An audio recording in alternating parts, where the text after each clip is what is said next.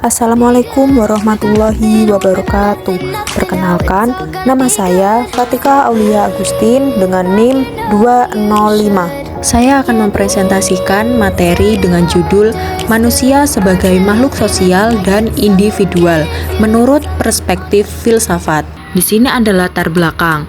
Dalam filsafat pendidikan, manusia dipahami memiliki dua dimensi, individual dan sosial. Sebagai individu, manusia memiliki akal, kreativitas, dan kebebasan untuk mengembangkan potensinya. Kemudian, sebagai makhluk sosial, manusia membutuhkan interaksi, kerjasama, dan nilai moral untuk hidup bermasyarakat. Nah, pendidikan harus menyeimbangkan kedua dimensi ini, mengembangkan potensi pribadi, sekaligus membentuk karakter sosial agar lahir manusia yang merdeka secara pribadi, namun tetap peduli dan berkontribusi bagi masyarakat.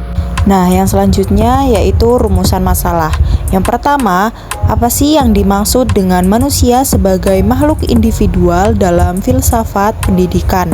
Nah, yang kedua, apa hakikat manusia sebagai makhluk sosial menurut filsafat pendidikan?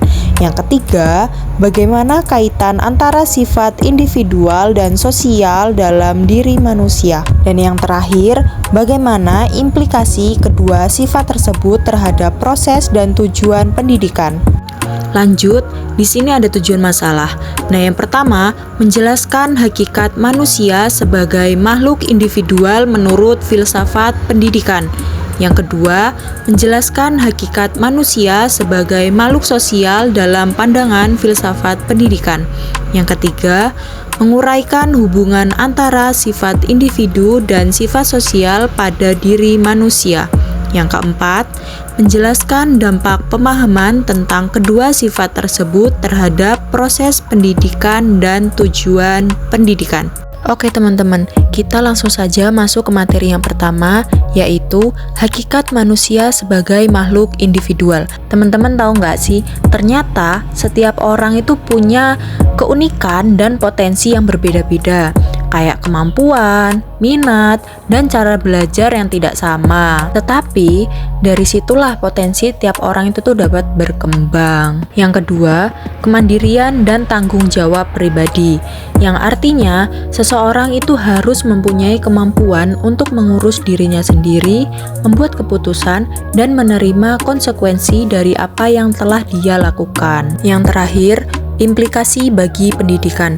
Artinya, pendidikan perlu menyesuaikan cara mengajar dengan perbedaan setiap siswa, sekaligus membantu mereka belajar menjadi mandiri dan bertanggung jawab. Yang selanjutnya adalah hakikat manusia sebagai makhluk sosial.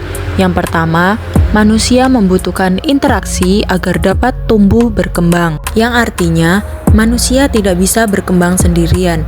Dia pasti akan membutuhkan orang lain. Yang kedua, manusia sebagai anggota masyarakat. Setiap orang hidup di dalam sebuah lingkungan sosial pasti akan mempunyai peran, mempunyai aturan, dan kewajiban yang harus dia jalankan. Yang terakhir, implikasi bagi pendidikan. Pendidikan perlu mengajarkan kerjasama, komunikasi, dan nilai sosial.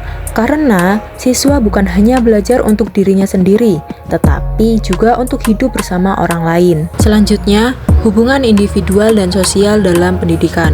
Yang pertama, pendidikan sebagai medium yang menyatakan dua aspek. Pendidikan menyeimbangkan aspek individual dan sosial manusia. Pendidikan membantu mengembangkan potensi, minat, dan karakter pribadi, sekaligus membentuk kemampuan berkomunikasi, kerjasama, dan menghargai norma sosial. Dengan memandukan kebebasan individu dan tanggung jawab sosial, pendidikan menghasilkan pribadi yang berkembang secara utuh dan mampu berperan dalam masyarakat. Yang kedua, tantangan dan keseimbangan. Pendidikan harus menyeimbangkan perkembangan individu dan kemampuan sosial. Di tengah keberagaman peserta didik dan kemajuan teknologi, sekolah perlu mengembangkan kreativitas, berpikir kritis, serta empati dan kerjasama.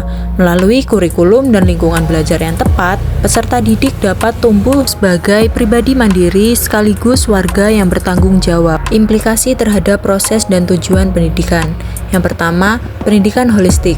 Pendidikan yang berfokus pada perkembangan manusia secara menyeluruh, bukan hanya kemampuan akademik, tetapi juga emosi, kreativitas, sosial, moral, dan kesehatan mental. Yang kedua, pendidikan karakter, yaitu pendidikan yang menanamkan nilai-nilai seperti kejujuran, disiplin, tanggung jawab, empati, dan kerjasama. Yang terakhir, pendidikan era modern dan digital. Artinya, pendidikan yang memanfaatkan teknologi seperti internet, perangkat digital, dan platform belajar online. Kesimpulannya adalah manusia memiliki dua dimensi, individual dan sosial. Pendidikan membantu mengembangkan potensi pribadi agar menjadi individu yang mandiri, sekaligus menanamkan nilai, moral, dan kemampuan berinteraksi dalam masyarakat. Keseimbangan keduanya membuat manusia berkembang secara utuh, baik secara intelektual, emosional, maupun sosial. Sarannya, yang pertama, lembaga pendidikan perlu menyusun kurikulum dan metode belajar. Yang kedua, pendidikan perlu memberi teladan yang baik. Yang ketiga, peserta didik perlu mengembangkan kemampuan diri. Yang keempat, peneliti dapat memperdalam kajian tentang pendidikan holistik di era modern.